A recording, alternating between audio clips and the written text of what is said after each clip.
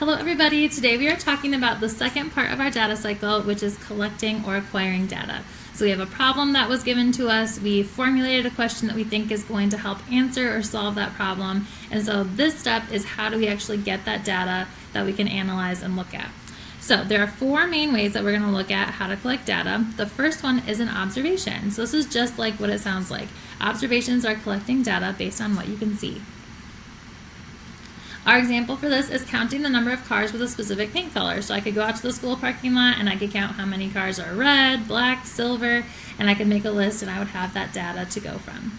The second thing is a measurement. So this is collecting data that you can measure. Our example of a measurement is we can measure the height of every student in a class and then we'd have that data to go on from there. The most common type of data collection is a survey, right? And so this is collecting data using a set of questions. So our example here is sending out a Google form asking for a person's favorite flavor of ice cream, right? Schools and companies and stuff use those kind of online surveys all the time just to get a good amount of data from a lot of people without actually having to go around. But you could also do a survey where you're walking around the school and you're just asking questions and writing down the results as well. The last type of way that we can collect data is through an experiment. So this is collecting data based on a procedure.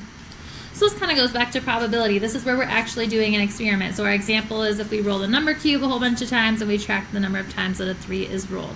So we've got observations that you can see, measurements that you can measure, surveys, those set of questions, and experiments where we're actually doing that experiment or procedure over and over.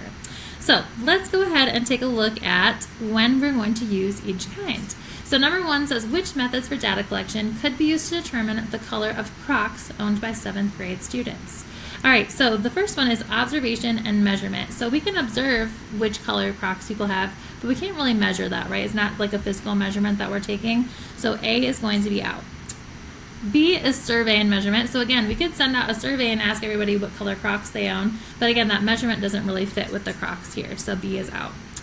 Observation, we can see, right? Again, that one makes sense, but the experiment, right? We're not doing an experiment and like buying a bunch of Crocs or anything like that. So this one is out. So our answer for this one is we want that observation that we can see how many students have a certain number of Crocs, or we could send out that survey asking them, what color Crocs do you own? Okay, number 2, again, this is a real life situation that could happen where we would have to figure out how do we want to collect or acquire that data. So a school library is looking to order new books. How could they decide what types of books to order? So looking at those different methods, thinking about how could we figure out what types of books we want to order. So again, probably why this is the most common type of data collection, but an easy way to do that would be to send out a survey to all the students and ask them what type of book they like to read, right? So we could send out a survey. Another thing that we could do is use some measurement, and we could look at that library's data and we could see which books were checked out the most often. So those are 2 different ways that we could answer that question using 2 different ways to collect data. All right, and our last question for this video is a school is deciding to try out a new system for their drop-off and pickup, and they want to figure out how school staff can decide if that change was successful. So pause the video here, think about different ways that you could do that using those data collection methods above, and see what you get. So as always, there's probably multiple answers for this, but 2 ways that I thought of is we can measure the time that drop-off or pickup takes, and hopefully as this new system is going, right, that time is getting smaller so we can see that it's successful. And another way is we could send out a survey to families and see how they're feeling about the process, whether they think that it's an improvement or not. All right, so hopefully we are feeling more comfortable about different types of data collection and how we can do that. So I hope you have a great day, and I will see you next time.